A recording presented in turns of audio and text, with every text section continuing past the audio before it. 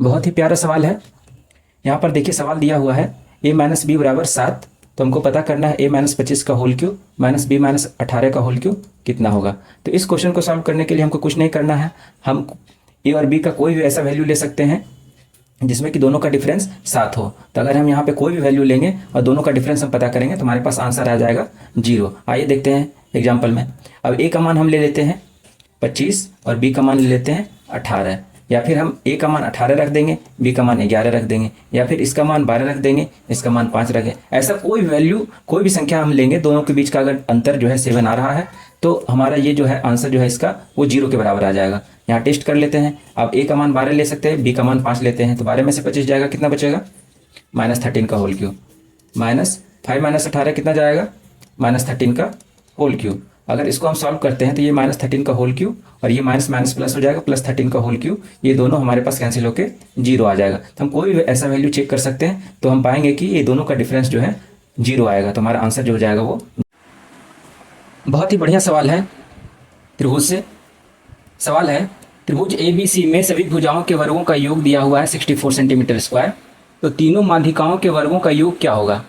तो इस सवाल को हल करने के लिए हम क्या करेंगे, सबसे पहले हम ट्रायंगल बनाएंगे ABC और ये माध्यिका है AD BE और CF।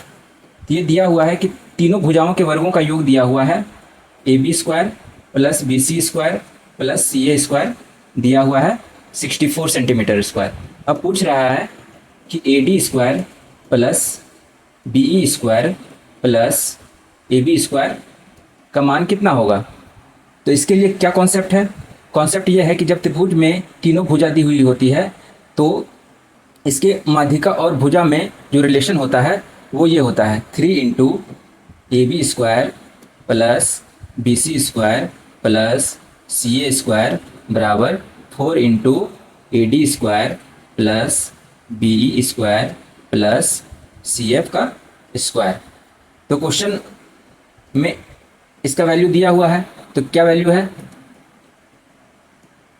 3 गुना 64 और ये 4 जो है इधर आ जाएगा, तो हमारे पास क्या निकल के आ जाएगा AD square plus BE square plus CF square. तो वैल्यू कितना हो जाएगा 16, ये हो जाएगा 48, यही हमारा आंसर हो जाएगा। आइए देखते हैं अगला सवाल। अगला सवाल वृत्त से बहुत ही महत्वपूर्ण है। सवाल है PA और PB O केंद्र के वृत्त के बाह्य बिंदु P से खींची गई दो स्पर्श रेखाएं हैं। यदि A और B बिंदु वृत्त पर इस प्रकार स्थित है कि एंगल APB बराबर है 128 डिग्री के, तो हमको निकालना है OAB क्या होगा। चलिए इसका डायग्राम बनाते हैं। तो डायग्राम बनाते हैं और देखते हैं क्या है। एक सर्कल दिया हुआ है और एक सर्कल से एक बाह्य बिंदु P ले लेते हैं। इस P से इस सर्कल पर एक स्पर्श रेखा खींची गई है। कौन कौन सी दो स्पर्श रेखा हैं, एक है A और एक है B, ठीक है।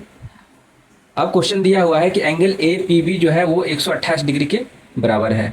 ये 128 डिग्री के बराबर है। मेरा केंद्र O है। केंद्र O से वृत्त की स्पर्श रेखा पर खींची गई जो रेडियस जो होता है वो इस पर लंबवत होता है। ये एक थ्योरम है, हमने पिछले क्लास में पढ़ा होगा। ये भी लंबवत है। तो हमको क्वेश्चन बोल रहा है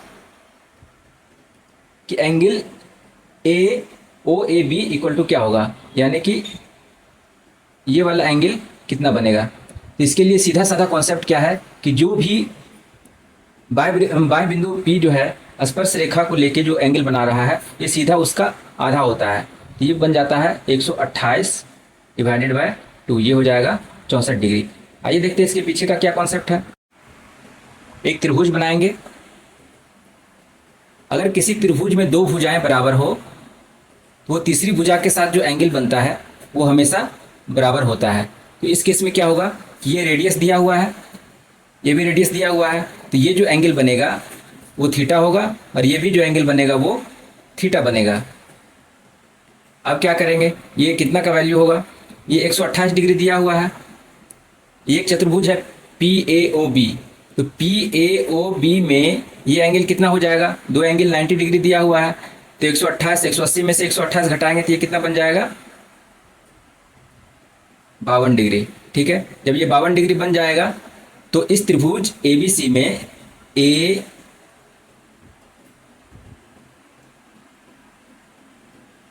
ओ ए और बी में ये एंगल हमारे पास मिल गया है 52 डिग्री। ये एंगल दोनों बराबर है, थीटा थीटा। त्रिभुज के तीनों कोनों का योग जो है 180 होता है। तो कितना बन जाएगा, 2 थीटा इक्वल टू 180 माइनस 52, ये बन जाएगा 128, और ये बन जाएगा थीटा इक्वल टू 64 डिग्री। ये यहाँ से आ जाएगा थीटा इक्वल टू 64 डिग्री। तो ऐसे हम डायरेक्टली बना सकते हैं। इसके पीछे का जो है ये थीटा निकालने का क्या कॉन्सेप्ट है हमारा, हम ऐसे इसको निकाल सकते हैं। इस तरह के सवाल एग्जाम की दृष्टि से बहुत ही महत्वपूर्ण होते हैं। ऐसे छोटे छोटे सवाल जो है कॉन्सेप्ट बेसिस पे हमेशा एग्जाम में पूछे जाते हैं। तो हम आपके लिए छोटे छोटे कॉन्सेप्ट पे आधारित जितने भी सारे क्वेश्चन है वो लेकर आते रहेंगे। क्योंकि ये नया चैनल है और इसे आपके सपोर्ट की बहुत ज़रूरत है। तो कृपया आपको वीडियो पसंद आया हो तो कृपया लाइक, शेयर और सब्सक्राइब जरूर करें। आपका एक सपोर्ट हमारे लिए वरदान से कम नहीं है। धन्यवाद।